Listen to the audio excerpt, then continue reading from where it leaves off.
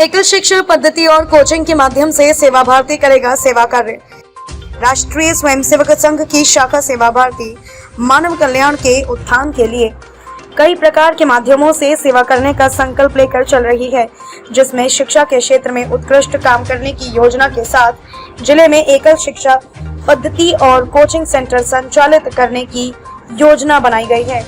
सेवा भारती की प्रांत को योजना बैठक में पहुंचे प्रांतीय पदाधिकारियों ने पत्रकारों को संबोधित करते हुए सेवा भारती की योजना से अवगत कराया।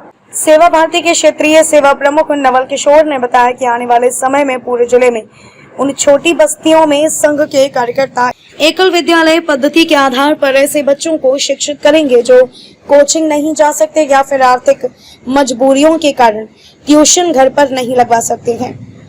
प्रांत संघ चालक कृष्ण मोहन ने कहा कि पूरे जिले में लगभग 50 सेवा केंद्र संचालित किए जाएंगे, जिसमें कौशल विकास योजना से संबंधित समितियां स्थापित की जाएंगी, जिसमें प्रशिक्षण लेकर युवा स्वावलंबी बने और अपने परिवार का भरण पोषण कर सके। सेवा भारती की महिला शाखा मातृ मंडल संयोजिका डॉक्टर अंशु वर्मा ने कहा कि देश में 50% सेवा कार्य मातृ मंडल के द्वारा चलाया जाता है। इसमें वैभवश्री और किशोरी विकास पर विशेष ध्यान दिया जाता है। उन्होंने कहा कि इस कार्य के माध्यम से किशोरियों की शिक्षा दीक्षा के प्रति ध्यान देने के साथ साथ महिलाओं के स्वास्थ्य से संबंधित जागरूकता अभियान तथा चिकित्सक शिविर के माध्यम से उनकी सेवा करना है। बैठक में अवध प्रांत के मंत्री रजनीश भी मौजूद थे। उन्होंने कहा कि कोरोना काल के दौरान सेवा भारती के कार्यकर्ताओं के द्वारा जिस प्रकार से घर घर जाकर खाद्य सामग्री पहुंचाई गई, उससे प्रशासनिक अमले को भी सहयोग प्राप्त हुआ, साथ ही समाज के शोषित वर्ग के लोगों को मदद पहुंची। बैठक में राष्ट्रीय स्वयंसेवक संघ के विभाग प्रचारक राहुल देवेंद्र अस्थाना, तेजभान जिला प्रचारक अमरजीत, विभाग सेवा प्रमुख गया प्रसाद शुक्ला और संगठन मंत्री मनीष भी मौजूद रहे। वार्षिक योजना है, एक योजना बैठक है ये सेवा भारती की।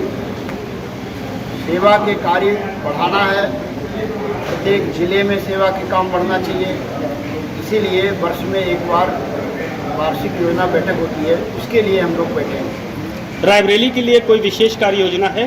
वो सभी जिलों के लिए है, केंद्र रायबरेली के लिए। अवध प्रांत में 26 इकाइयाँ हमने मानी हैं, 26 इकाइयों के लिए ये योजना है। किस चीज़ पे फोकस है आपका? कौन सा काम अब ज़्यादा करने जा रहे हैं? हमने शिक्षा की दृष्टि से बाल संस्कार केंद्र, अभ्यासिका और कोचिंग सेंटर और स्वास्थ्य के लिए चिकित्सा के कुछ प्रकल्प और उपक्रम की दृष्टि से मेडिकल कैंप और एक सेवा सप्ताह का कार्यक्रम है हमारा 12 सितंबर से 18 सितंबर। वो सभी शाखाओं के लिए होगा, उसमें सब लोग मिलकर के काम करते हैं, उसकी भी तैयारी है। कोचिंग की क्या रूपरेखा है, कब तक आ जाएगी अमल में? कोचिंग तो चलती हैं, अभी भी चलाएंगे, कई प्रकार की उसकी कोचिंग रहती हैं। एक तो एंट्रेंस की तैयारी रहती है, एक कुछ सर्विस के लिए कुछ ऐसे जो कम शुल्क दे पाते हैं या ऐसे निर्धन छात्र छात्राएं, उनके लिए तैयारी चलती है। अभी रायबरेली में चल रही है कोई? अभी एकदम नहीं चल रही है, आगे चलाने की योजना है। कब तक ये योजना है? एकदम से तो अभी तय नहीं है, लेकिन वर्ष के अंदर अंदर चालू कर देंगे। अन्य जिलों में चलती है कई जगह। रजनीश जी, सेवा भारती जो है संघ की ऐसी शाखा है जो समाज के कल्याणार्थ बहुत काम करती है। शिक्षा कोरोना के बाद से डिस्टर्ब हुई है, शिक्षा को लेकर के क्या योजना है विशेष तौर से अवध प्रांत और रायबरेली के लिए? शिक्षा की दृष्टि से सेवा भारती प्रत्येक जिले में बच्चों के बीच में संस्कार केंद्र और एकल विद्यालयों की दृष्टि से काम कर रही है। ऐसी गरीब बस्तियों के बच्चे जो कोचिंग सेंटर नहीं जा सकते हैं, तो उन बच्चों को पढ़ाने के लिए सेवा भारती के कार्यकर्ता जा रहे हैं। और प्रदेश प्रांत में 4-5 जिले बहुत अच्छे मॉडल के रूप में प्रस्तुत हुए हैं, जहाँ पे कार्यकर्ता ऐसी बस्तियों के बीच में बहुत अच्छा काम कर रहे हैं। सेवा भारती प्रमुख रूप से वंचित, पीड़ित, अभावग्रस्त ऐसे परिवारों का समूह जहाँ रहता है वहाँ पर काम करती है। सेवा बस्ती करते हैं। उस सेवा बस्ती को केंद्र मानकर उसी के लिए सारा काम होता है। और 4 आयाम उन 4 आयामों के लिए 2 काम जिन पर बड़ी तेज़ी से काम करना है, ऐसे गरीब परिवारों की महिलाओं और पुरुषों के समूह बनाकर उनको स्वावलंबन से जोड़ना। स्वावलंबन की दृष्टि से उनको प्रशिक्षण देना, 3 प्रकार के प्रशिक्षण, तकनीकी प्रशिक्षण, सेवा व्यवसाय का प्रशिक्षण और उसके साथ में उत्पादन कार्य का।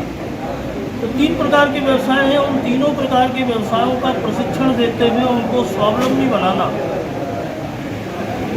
और अगर वो समूह, वो समाज स्वावलंबी बन जाता है और स्वाभिमानपूर्वक जीना प्रारंभ करता है।